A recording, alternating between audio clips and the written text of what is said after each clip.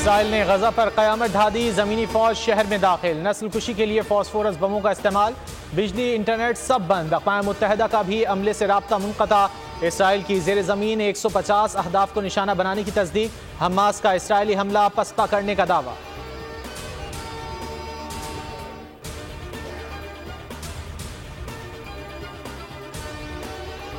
اسرائیل غزہ کو صفحہ ہستی سے مٹانے پر تل گیا، بمباری سے بچنے والے گھروں پر بلڈوزر چلا دیے، ڈٹائی سے دھمکی دی، جنگ کے بعد غزہ کی نوعیت ہی بدلی جا چکی ہوگی، 22 روز سے جاری کارروائی، 7,500 شہادتیں، 21,000 زخمی۔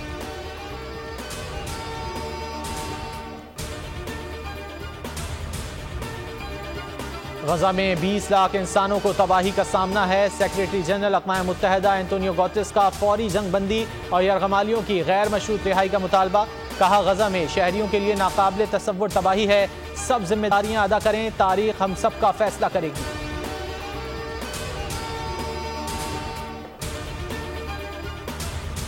بھارتی فوج کو پے در پے رسوائی کا سامنا، پاکستان کو بدنام کرنے کی ایک اور سازش، فالس فلیگ آپریشن کا ڈھونگ بری طرح ناکام، جڑی بوٹیوں کی تلاش میں غلطی سے سرحد پار کرنے والے معصوم شہریوں کو دہشت گرد بنا دیا، میڈیا پر زہریلا پروپیگنڈا ابھی شروع کر دیا۔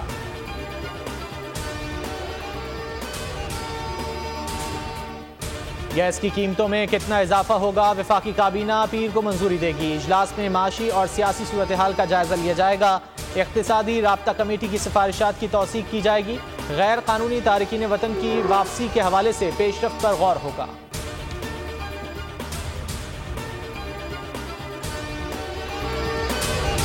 سپریم کورٹ میں نیب ترامیم فیصلے کے خلاف وفاقی حکومت کی انٹرا کورٹ اپیل سماعت کے لیے مقرر، چیف جسٹس قاضی فائز عیسیٰ کی سربراہی میں 5 رکنی لارجر بینچ منگل کو سماعت کرے گا، مقدمے کے وکلاء کو نوٹسز جاری۔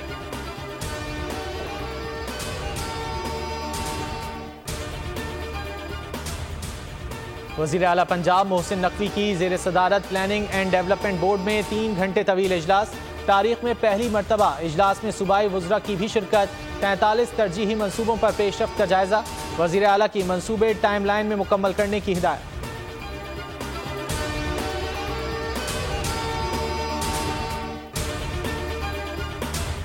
سندھ میں ملیریا آؤٹ آف کنٹرول، 24 گھنٹوں میں مزید 2054 افراد مچھر کے ڈنک کا شکار، حیدرآباد میں 1000، لاڑکانہ میں 419 افراد متاثر۔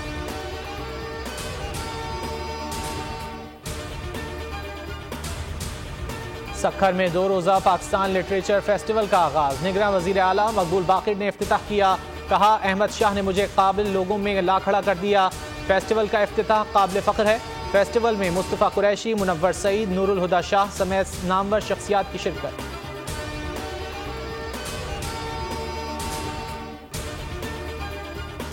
رواں سال کا آخری چاند گرہن آج ہوگا، نظارہ پاکستان میں بھی کیا جا سکے گا، گرہن کا آغاز رات 11:01 پر ہوگا، رات 1:15 پر عروج پر پہنچ جائے گا، چاند گرہن کا اختتام رات 3:26 پر ہوگا۔